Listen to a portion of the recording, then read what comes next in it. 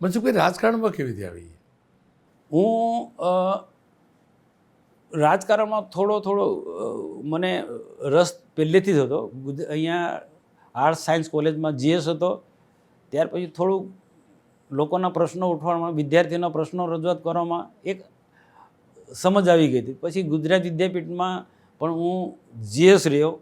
તો એ અસરગ્રસ્તોને કામ કરતાં કરતાં મને પાર્ટીનો સક્રિય સભ્ય પણ બનાવ્યો અને વિશ્વ હિન્દુ પરિષદનો પણ સભ્ય બનાવ્યો.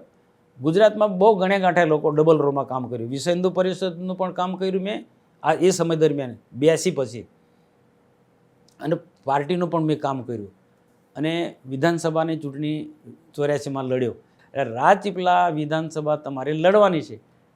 એ વખતે રાજપીપળા વિધાનસભા લડ્યો હું. ફક્ત મને 1200 મત મળ્યા હતા, ફક્ત 1200, પણ એક પ્રચાર માટે. ત્યાર પછી 89માં લડ્યો તો ત્યાં 1200 મતથી હારી ગયો. અને 95માં 25,000ની લીડથી હું જીત્યો. આ મારો રાજકીય. પછી તો 1998થી લોકસભામાં સતત હું ચાલુ છું. આ આખો રાજકીય ગણિત. મારા રાજકીય કારકિર્દીમાં અશોક ભટ્ટ, શંકરસિંહ વાઘેલા અને નરેન્દ્રભાઈ મોદી છે.